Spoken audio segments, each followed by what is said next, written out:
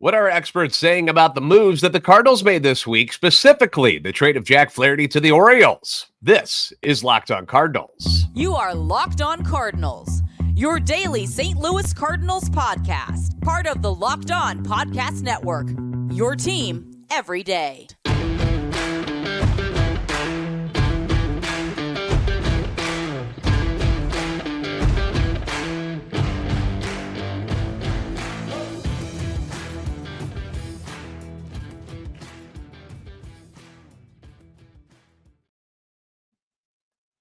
Hey there, Cardinals fans. I'm JD Hafford, and I'm a national radio sports anchor, born and raised in the Lou, and a lifetime Cardinals fan. And I'm your host for Locked On Cardinals, part of the Locked On Podcast Network, your team every day. You can follow me on Twitter at JD Sports Radio and the podcast at LO_Cardinals. I want to thank those of you who make Locked On Cardinals your first listen every day. We are free and available wherever you get your podcasts. You can also find us on YouTube. Like, subscribe, and comment. Make sure you're interacting with us. Hit the notification button so you know when the new episodes are posted. This is a show serving Cardinal Nation and giving the best fans in baseball all of the info about the birds on the bat. Today's episode being brought to you by Sleeper. Swing for the fences on Sleeper picks, and you can win up to 100 times your money. Download the Sleeper app and use promo code LOCKEDON, and you'll get up to $100 match on your first deposit. Terms and conditions apply. See Sleeper's terms of use for details. Currently operational in over 30 states. Check out Sleeper today.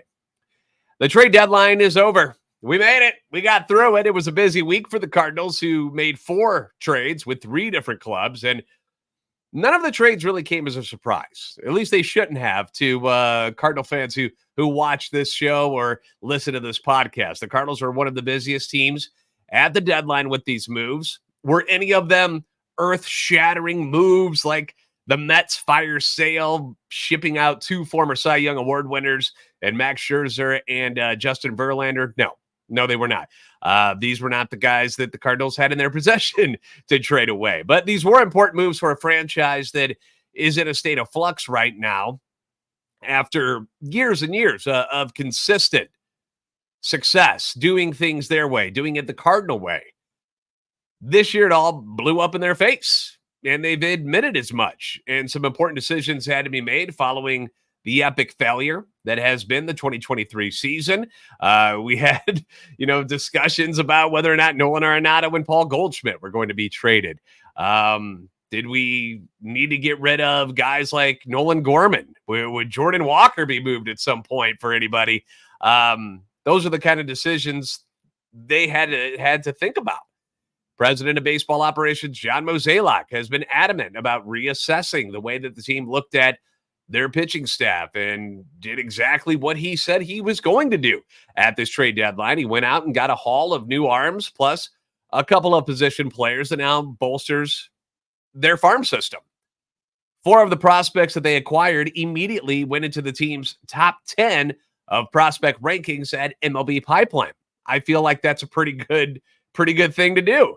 21-year-old pitcher Tekoa Roby, acquired from Texas, is now the number 4 overall prospect in their system, leapfrogging former first-round picks Cooper Jerpy and Michael McGreevy, who are now number 5 and number 7, respectively. Roby currently rehabbing, so he's not ready to pitch competitively just yet, but all signs point that he will be back at some point this season. 21-year-old pitcher Sam Robertson, acquired from Toronto, comes in at number 6, passing McGreevy. He'll be at Memphis. Then we get the 2 infielders, which wasn't a position that I really thought that the Cardinals would be targeting, just because I thought everything was going to be aimed at pitching. But at the same time, if you do plan on using guys like Tommy Edman, Brendan Donovan, or even Nolan Gorman to acquire a starting pitcher or pitchers in the offseason, then you need to have some depth up the middle. Mason Wynn's coming. He's going to be your shortstop. They're not moving him. But one of those other 3 guys, possibilities depending on what you can get. So 21-year-old Thomas Ujasi, acquired from Texas, slides in at number 8 on the list. He batted 3rd and went 1 for 3 with a walk and a run scored in his debut with Springfield last night. They ended up winning 8-2. 24-year-old Cesar Prieto, acquired from Baltimore, is in at number 9. He'll be at Memphis. The other remaining assets that they got landing in the top 30 were 22-year-old pitcher Adam Kloffenstein, acquired from Toronto. He's at number 22. He's going to Memphis. 19-year-old pitcher Zack Showalter, acquired from Baltimore, at number 23. He's going to High A Palm Springs. And then 23-year-old pitcher Drew Rom, also acquired from Baltimore, is at number 26. He's going to Memphis. 24-year-old relief pitcher Matt Swanson, acquired from Toronto. He does not crack the top 30. He'll be headed to Double-A Springfield. And then you had John King, who is with the Cardinals and just pitched last night against Minnesota, threw a shutout inning, gave up a hit, but a shutout inning. The confusing part to me here was the switching in the rankings of the two Baltimore pitchers. Okay, this was a little odd to me. I'm talking about Rom and Showalter. Now, Rom was ranked number 18 in the Orioles organization, who have one of the best farm systems in all of baseball. That's undeniable. While Showalter was actually unranked. He was not in the top 30 with Baltimore. Yet after the trade yesterday, Rom slides in at number 26, so he goes back rankings-wise when he gets to St. Louis, and then Showalter comes flying up to number 23. I know this year, Rom has had some control issues, and his numbers weren't great this season. Has had a lot of success until this year, so it's not like he's some lost cause and we're getting somebody who's on a downward spiral. I think that, there's probably some things that need to be tweaked when it comes to what he's doing, because he relies on his accuracy, and that has been an issue this year. But I just kind of found that interesting that after the trade is made, all of a sudden they make a switch. And maybe that's something MLB Pipeline was waiting to do after all these trades went down for all of their prospects. Maybe that's something they were planning on doing. I don't know, but I just thought that was interesting. Ben Hotchman at STLtoday.com did a write-up about Rom, and this is what he had to say. At 23 years old, Rom is a lefty with a highly touted slider. He fared well in 2022 at Double-A, 7-2, 4.37 ERA, 101 strikeouts in just 82 and a thirds innings, along with just 29 walks. He was promoted, started 7 games at Class AAA Norfolk in 2022, 4.54 ERA. This year has been uneven. His bloated ERA, similar to Flaherty's, is due to some extremely bad starts. One night against the Charlotte Knights, he allowed 8 runs, and Rom allowed 6 runs in each of 3 other starts, including a game at Memphis on May 25th. Jordan Walker walked and singled in 2 plate appearances against Rom. He had one other start allowing 5 runs, another allowing 4. Thus, that means that 13 of his 19 starts, he's allowed 3 runs or fewer, and he has exactly 100 strikeouts in 86 innings, but 46 walks allowed. Rom will return to Memphis to pitch for the Redbirds. That August rotation will serve as the early primary in the 2024 race for the rotation in St. Louis. It's possible that one of the prospects from these trades could be a starter for St. Louis next year, but the Class AAA pitcher acquired for Jack Flaherty sure doesn't seem like the front runner. So not exactly a ringing endorsement for Rom. Now, Mo said this about him, okay? Mo obviously is going to put things in a brighter light. He just got these guys. Of course, he thinks they look good, and that he wants them to sound good. So here's what Mo said about Rom. I think the most important thing is his ability to go pole to pole, durability. But we were also, frankly, just very excited about his ability to strike people out and just have success. And so that just fits in with what we are looking to do. Obviously, you're not going to find a top 10 prospect when you're trading for these types of things, unless there's massive amounts of money involved or something. And I think that's something that a lot of fans didn't realize. And not everybody studies and is a super nerd into what the Cardinals do when it comes to prospects, like us, or I should just say me, paying attention and to details about each and every one of these guys that they just traded for.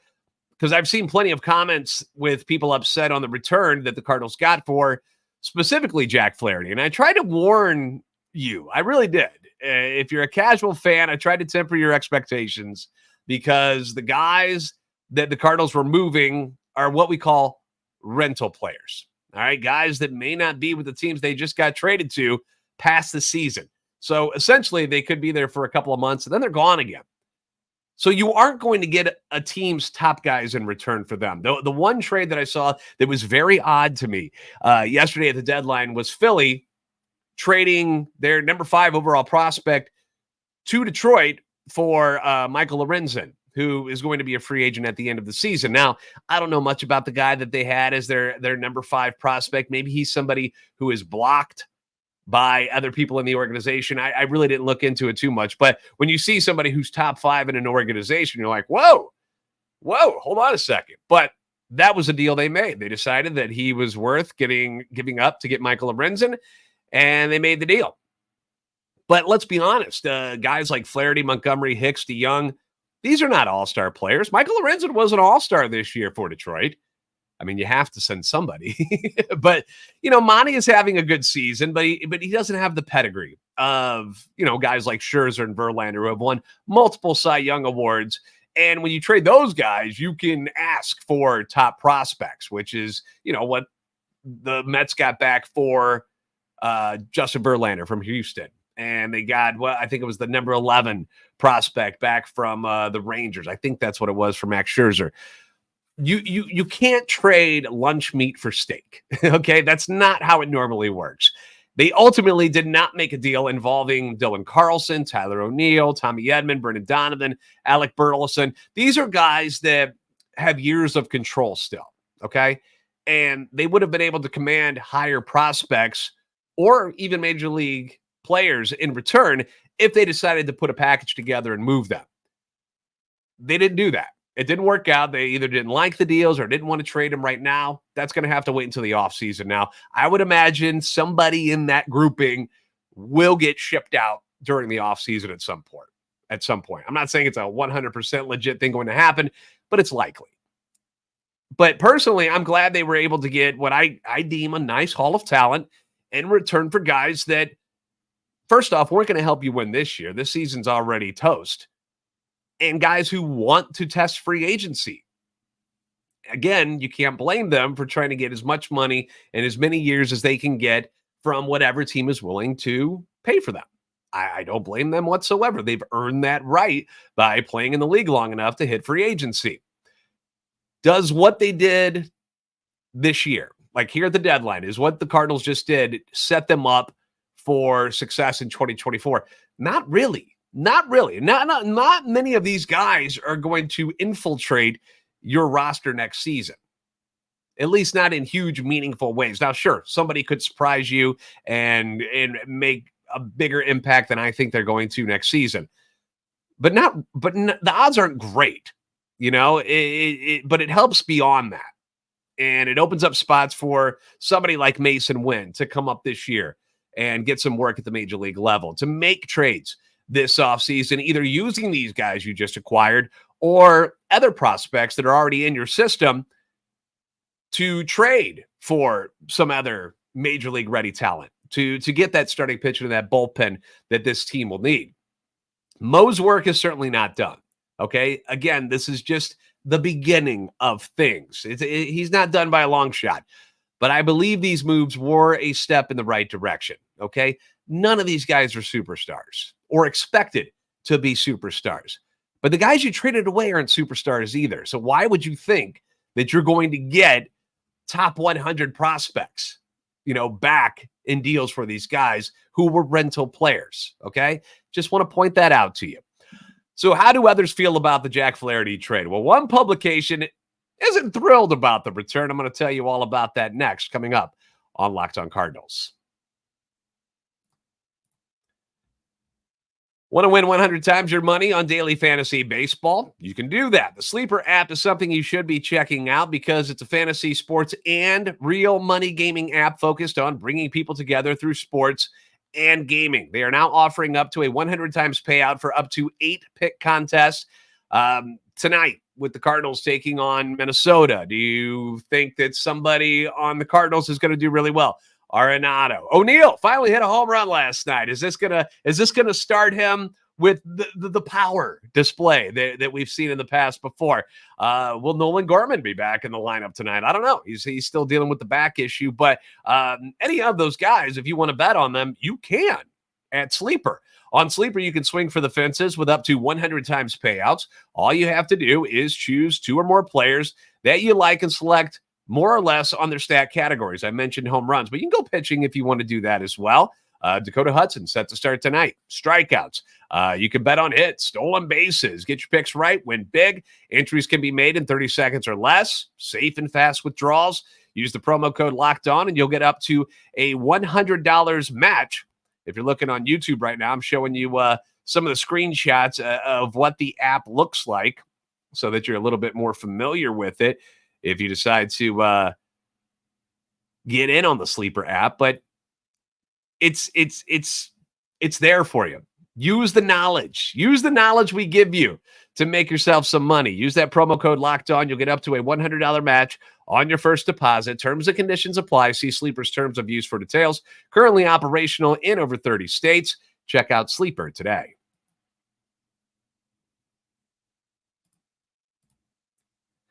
The Cardinals battle the Twins tonight. You can catch every pitch of the Cardinals hometown broadcast with SiriusXM on the SXM app. Just search Cardinals. Thank you for making Locked On Cardinals your first listen every day. As usual, leave the comments on YouTube, on Twitter. Let me know what you think. Your feedback is always welcome and encouraged. And you don't have to agree with everything I say. You can go up against me. That's fine. I never said I know everything. But it's good to have discussion amongst Cardinal fans. And I've seen a lot of that. Going on in the comments section where some people have an opinion, others disagree. They go back and forth. We come to a mutual agreement that we just want to see the Cardinals win. It's where we want it to be. So the Jack Flaherty deal was the biggest one made on Tuesday for the Cardinals. Okay, Paul DeJong, great, but Flaherty was obviously the big one. And I want to focus on that trade here in segment 2.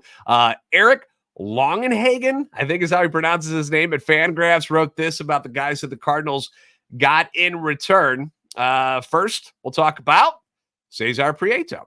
All right, here's what he says. Prieto can actually hit. His short levers make him extremely difficult to beat in the strike zone, and he can let the baseball travel deep before striking it the other way, generating doubles, power, pole to pole. His big issue is his propensity to chase, which he did at a 36% clip in 2022 and at a 40% rate so far in 2023, hindering the quality of his contact as well as his ability to reach base. But lefty sticks who make this much contact, 91% as of the trade, tend to carve out some kind of role, especially if they can play multiple positions. He's a below-average infield athlete, presents a stiff, non-traditional look at both second and third base.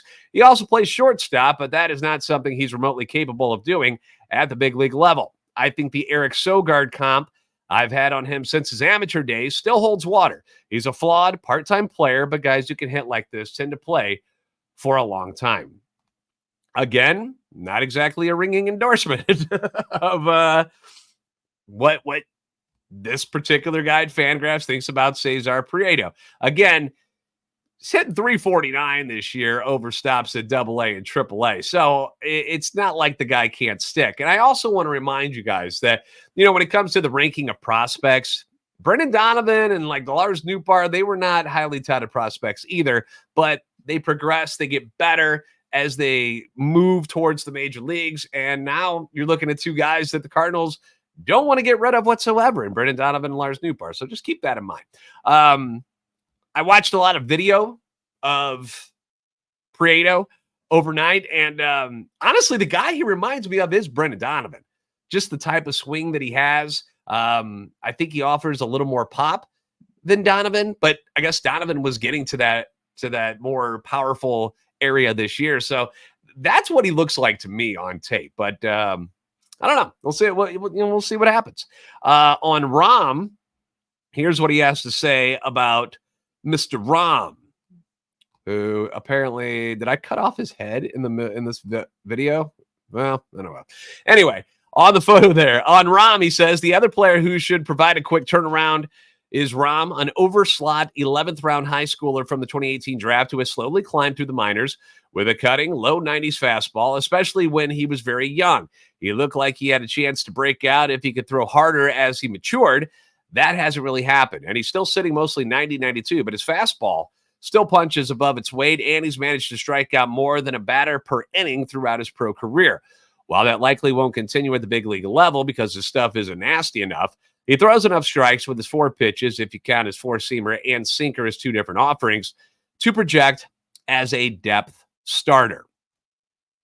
Again, not whoa, he's going to be the ace of your staff at some point. No. And he's clearly got some work to do because things have regressed this year for Rom. But if the Cardinals didn't see something they liked in him, they wouldn't have traded for him, obviously. So maybe they see something there that they can fix and put him back on the trajectory that he was on, where he was very successful in the minors.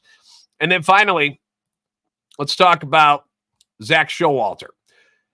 Here's what they say about him. Another overslot 11th round high schooler to round out the Cardinals' return. It took a $440,000 bonus to buy him out of his commitment to USF after last summer's draft, and he has made a strong pro debut. Generated some scout buzz during extended spring training, then made only a few complex starts before being promoted to full season ball a little over a month before the deadline.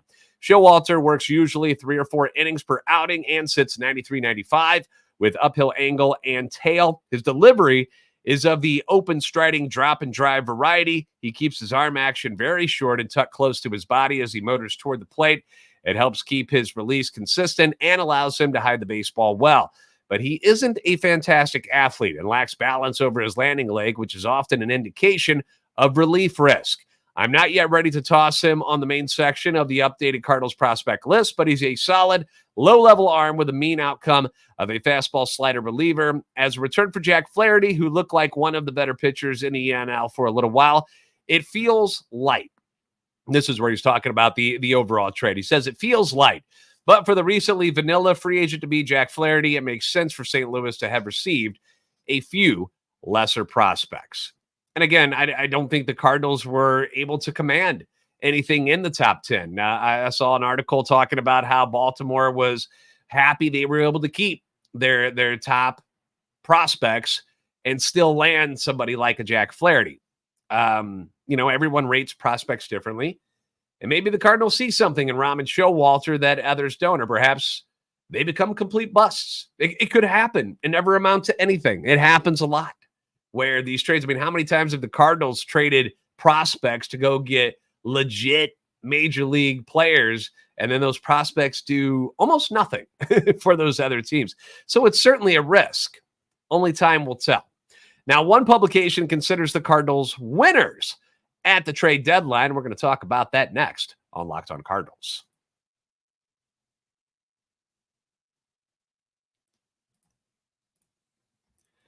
The crew over at The Athletic did their breakdown of deadline winners and losers. So we're going to get to that here in just a second. First, a reminder, the Cardinals are back at Busch Stadium tonight to face the Minnesota Twins. You can catch every pitch of the Cardinals' hometown broadcast with SiriusXM on the SXM app. Just search Cardinals.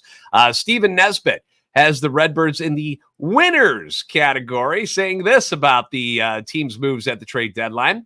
Had the Cardinals traded Paul Goldschmidt or Nolan Arenado, the near future fortunes of this ball club would obviously feel different. Instead, fans can look forward to a 2024 season in which St. Louis expects to be back in the race and reloading for another run. It's entirely plausible. Look around the NL Central and tell me they're miles away from a talent perspective.